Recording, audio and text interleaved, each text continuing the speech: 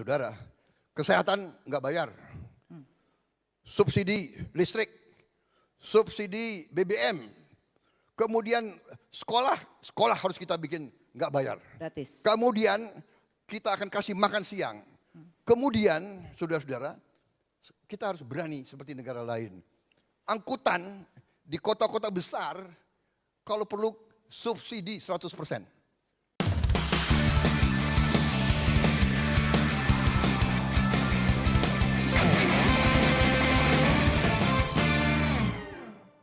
Assalamualaikum warahmatullahi wabarakatuh. Selamat malam dan senang bertemu kembali dalam dialektika kita malam ini.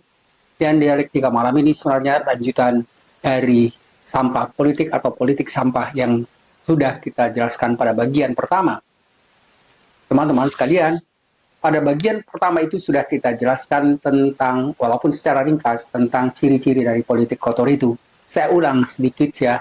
Yang pertama adalah politik kotor itu ditandai oleh adanya atau merajalelanya korupsi, dan itu memang sangat jelas. Yang kedua, penyalahgunaan kekuasaan. Ingat, presiden bisa sepertinya menguasai lembaga-lembaga di luar itu, Mahkamah Agung, misalnya juga komisi yang lain, legislatif, yudikatif, dan semua itu sepertinya bisa dikuasai.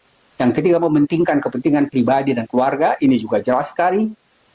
Yang keempat adalah kebohongan dan informasi palsu, dan ini sering bersumber memang dari presiden sendiri. Yang kelima adalah manipulasi pada pemilu. Yang keenam, politik uang, ya, jadi uang itu sebagai awal untuk keberhasilan, makin banyak uang, makin banyak suap, ya, itu akan kemungkinan berhasil. Yang ketujuh, intimidasi, dan yang ke-8 adalah korupsi dan nepotisme. Teman-teman sekalian, jadi ciri-ciri politik kotor yang kita katakan tadi sebenarnya awalnya itu sangat dikhawatirkan justru itu akan dilakukan atau dilanjutkan oleh presiden berikutnya yang menggantikan Jokowi, yaitu Prabowo Subianto. Karena sering sekali dikatakan adalah pendukung Prabowo itu yang kita kenal dengan koalisi Indonesia Maju itu.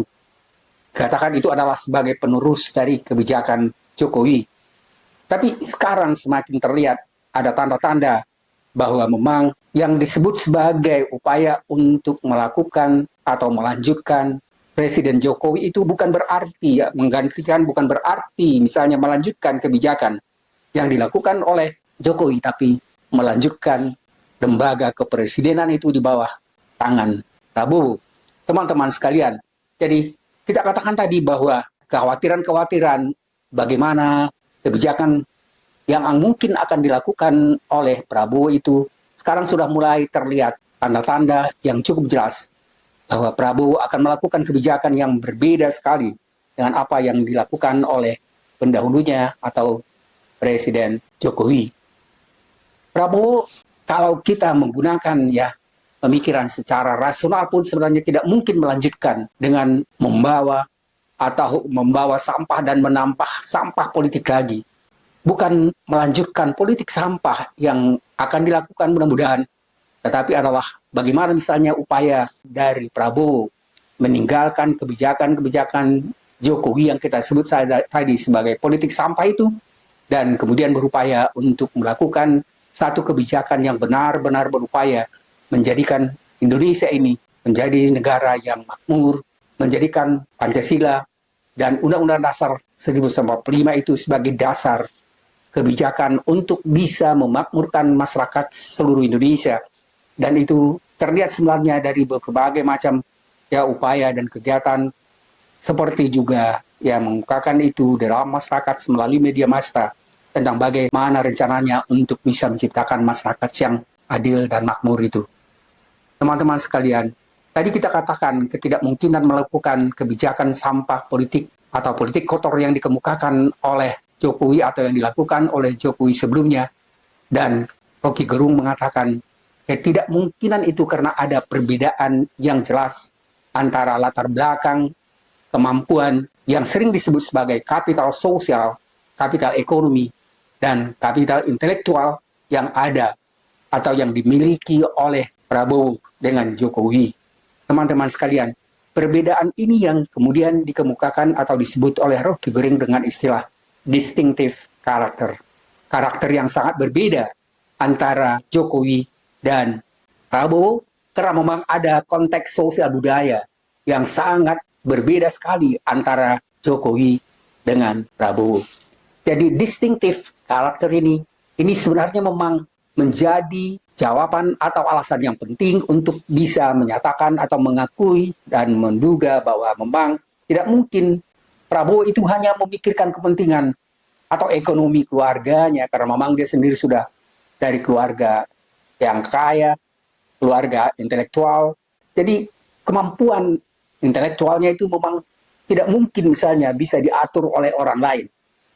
Dia harus menjadi sebagai presiden dan bukan yang dipimpin orang-orang di sekitarnya, tapi mestinya adalah seorang pemimpin yang memang secara bijaksana juga mencari orang-orang di sekitarnya, atau katakanlah misalnya anggota-anggota yang masuk di dalam kabinet itu adalah anggota-anggota yang memang memiliki kemampuan yang tinggi. Anggota-anggota kabinet, kalau memang kita lihat cita-cita dari Prabowo yang begitu tinggi dan sulit sekali tercipta kalau misalnya memang tidak didukung oleh orang-orang ahli yang ada di sekitarnya.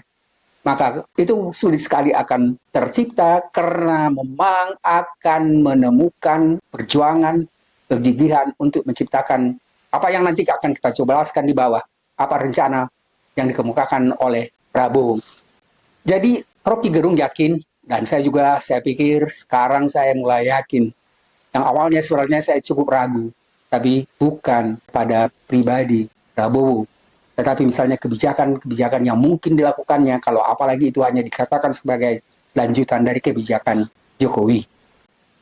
Karakter yang kuat atau distinctive karakter itu cukup jelas sebenarnya memberikan argumen bahwa Prabowo memang tidak melanjutkan apa yang dilakukan atau kebijakan yang dilakukan oleh Jokowi, walaupun dia sebenarnya menggantikan Jokowi dan sepertinya awalnya akan melanjutkan kebijakan-kebijakan yang dilakukan Jokowi, tetapi mulai terlihat semakin jelas bahwa Prabowo akan melakukan kebijakan yang bertolak belakang sekali dengan apa yang dilakukan oleh Jokowi sebelumnya.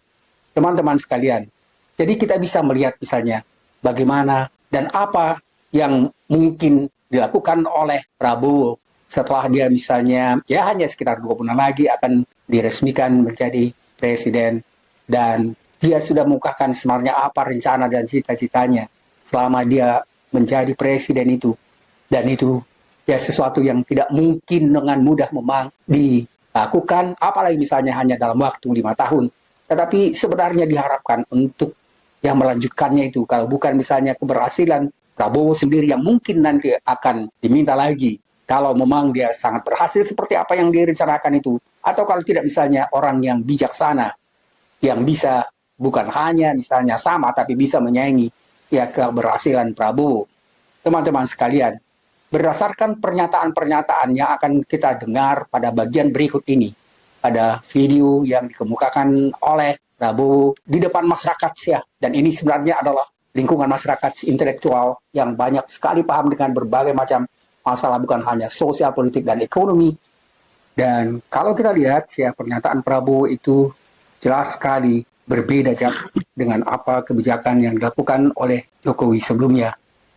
Prabowo berdasarkan pernyataan yang akan kita dengar melalui media ini, sebenarnya pernyataan itu dia berusaha untuk menciptakan negara Indonesia sebagai satu negara kesejahteraan, seperti negara makmur yang ada di Eropa, dan seperti juga apa yang diidamkan oleh Dr. Muhammad Atta yang menyatakan bahwa Indonesia ini sebaiknya menjadi satu negara yang dasarkan atas apa yang disebut dengan ekonomi kesejahteraan. Hal itu tercantum dalam gagasan yang dikemukakan oleh Prabowo pada video berikut ini. Bagaimana upah? Oh, Ini upah. Ya, pendek aja. Ya, gini. Kita sudah welfare state. Kita akan bicara ke pemimpin buruh. Saudara, kesehatan nggak bayar. Subsidi listrik, subsidi BBM. Kemudian sekolah harus kita bikin nggak bayar. Gratis. Kemudian kita akan kasih makan siang. Kemudian, saudara-saudara, kita harus berani seperti negara lain. Angkutan di kota-kota besar, kalau perlu subsidi 100%. Wah, udah banyak tuh, Pak. Untuk orang yang butuh. Untuk orang yang butuh. Jadi bus kalau nggak pakai AC ya sudah. Kita panggil pengusahanya, kau butuh berapa? Ini. Oke. Ya kan? Karena BBM kita dari dalam negeri. Baik. Jadi kita bantu pengusaha. Ya, pengusaha. Dan kita buruh kau udah dapat ini, udah dapat ini, udah dapat ini, udah dapat ini, ya kan? Angkutan akan kita bebasin supaya kau kerja juga ringan. Oke. Ya sudah dong. Jangan kau tuntut pengusaha kalau nggak untung, pengusahanya bisa pindah ke Bangladesh, kemana kan begitu. Baik. Jadi we have to talk to the pemimpin buruh. Ya. Kita semua satu negara, satu bangsa. Jadi jangan zero sum game. Baik. Jangan coba mencekek. Karena ini this world Oke. is already tanpa perbatasan. Baik. Kalau pengusaha ditekan-tekan, gampang sekali dia pindah. Ke Ya kan, ke Kamboja, Oke. ke Bangladesh, Baik. kemana. Baik, Pak. Saya kira itu jawaban saya soal upah. Terima kasih. Teman-teman sekalian, sudah dengar apa yang dikemukakan oleh Prabowo Subianto, dan gagasan yang dikemukakan itu sebenarnya tercantum di dalam, malah melebihi sebenarnya apa yang dikemukakan dalam bentuk negara kesejahteraan yang ada di negara-negara maju Eropa. Dan mudah-mudahan gagasan itu paling tidak bisa diupayakan oleh Prabowo dengan timnya, dan tim itu memang harus benar-benar orang yang ahli, dan tidak mungkin misalnya hanya dengan karena pertemanan, perkawanan, dan kepentingan atau keluarga. Itu sejauh mungkin itu dihindari, karena cita-cita yang begitu mulia dan tinggi itu tidak mungkin dicapai kalau hanya dengan didukung oleh menteri-menteri yang seadanya.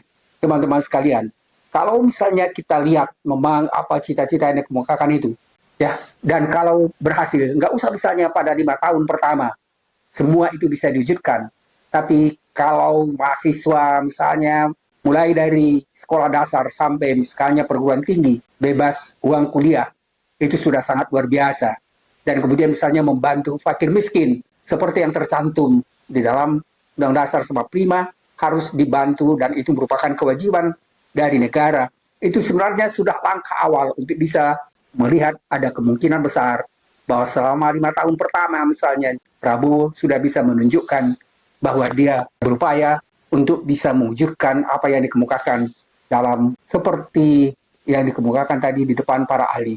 Teman-teman sekalian, jadi jelas sekali kalau misalnya kita lihat ya bagaimana cita-cita yang dikemukakan oleh Prabowo itu begitu mulia, dan seperti dikatakan memang itu memerlukan upaya keras, upaya untuk bisa menjadikan misalnya ya sumber daya alam tidak dimiliki oleh orang atau keluarga tertentu, tetapi itu dijadikan sebagai aset untuk bisa mensejahterakan masyarakat seluruh Indonesia.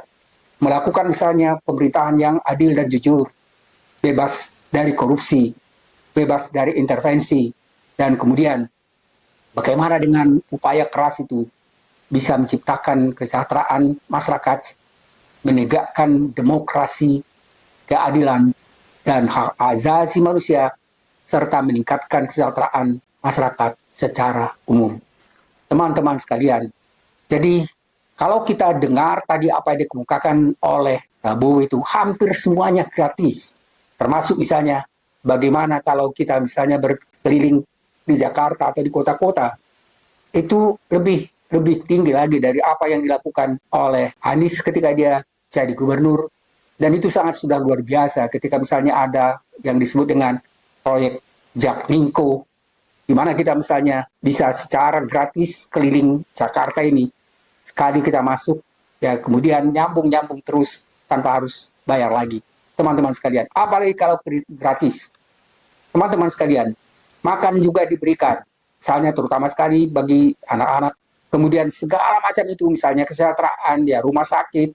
Kalau itu gratis semua, itu berarti sebenarnya bisa paling tidak menyamai masyarakat kesejahteraan atau negara kesejahteraan di Eropa. Dan sepertinya sebenarnya dari awal sebelum kemerdekaan itu sudah dipikirkan oleh Dr. Muhammad Atta. Teman-teman sekalian, pada bagian tertentu, pada apa yang sudah dibicarakan pada dialektika, sebenarnya sudah ada satu video khusus membicarakan tentang gagasan Dr. Muhammad Hatta tentang negara kesejahteraan itu. Teman-teman sekalian, konsep negara kesejahteraan yang dikemukakan oleh Dr. Muhammad Hatta itu kebetulan mulai berkembang sewaktu dia masih di Belanda, waktu masih menjadi mahasiswa di Belanda, dan kemudian itu dilanjutkannya dan diupayakannya paling tidak misalnya dalam bentuk rencana bagaimana misalnya Indonesia ini bisa dijadikan sebagai salah satu negara yang kita sebut tadi sebagai negara kesejahteraan. Teman-teman sekalian, memang besar sekali harapan kita sekarang ini, terutama sekali masyarakat yang sekarang makin lama makin sulit sekali untuk bisa, bukan hanya misalnya katakanlah sekedar untuk memenuhi kebutuhan hidup sehari-hari pun banyak sekali kesulitan, banyak sekali misalnya stunting dan seterusnya yang memang kalau kita lihat di akhir jabatan Jokowi ini justru semakin jauh dari apa yang kita sebut misalnya cita-cita untuk memperoleh kemakmuran, memperoleh misalnya kedamaian, memperoleh misalnya jaminan kesehatan, memperoleh keadilan, memperoleh hak azazi manusia, lepas dari tekanan penguasa dan seterusnya. Dan yang paling penting sebenarnya salah satu di antaranya bagaimana caranya supaya negara ini bersih dari politik uang dan suap. Teman-teman sekalian, kalau memang kebijakan yang sekarang sudah berjalan ini terus dilanjutkan, bagaimana misalnya mulai dari mau apapun keinginannya, mau jadi polisi, mau jadi militer, mau jadi pegawai-pegawai rendah sampai tinggi, apalagi misalnya udah jadi anggota DPR, harus mengeluarkan uang miliar-miliar itu berarti memang melanggengkan ketidakharmonisan, ketidakbenaran di dalam memerintah. Teman-teman sekalian, jadi gagasan-gagasan yang dikemukakan oleh, tadi kita katakan, presiden yang melanjutkan Jokowi itu adalah suatu rencana kebijakan yang sangat-sangat baik, dan mudah-mudahan memang itu bisa beliau wujudkan. Dan masyarakat tentu akan mendukung, dan harapan kita sebenarnya adalah bagaimana pemerintahan ini berjalan semakin lebih baik, kemudian bisa wujudkan cita-cita kemerdekaan seperti yang dikemukakan pada awalnya tadi, ya terutama sekali ketika cita-cita kemerdekaan yang dicoba diciptakan dengan membentuk satu negara kesejahteraan. Negara kesejahteraan itu adalah negara yang menjamin kebutuhan-kebutuhan gratis, misalnya mulai dari sekolah dasar sampai ke perguruan tinggi. Bagi siapa saja yang mau misalnya kuliah, semua warga negara itu diberikan kebebasan, dan negara hanya mencoba untuk mengarahkan pada kuliah atau bagian-bagian atau keahlian apa yang harus dimiliki seseorang, dan itu sudah dibentuk mulai dia misalnya dari sekolah sebelum sekolah dasar. Jadi tidak dimungkinkan bagi seseorang anggota, katakanlah misalnya mahasiswa itu atau mulai dari sekolah dasar sampai ke perguruan tinggi mengambil katakanlah misalnya keahlian jurusan itu hanya semau-maunya sendiri tanpa ada arah yang jelas.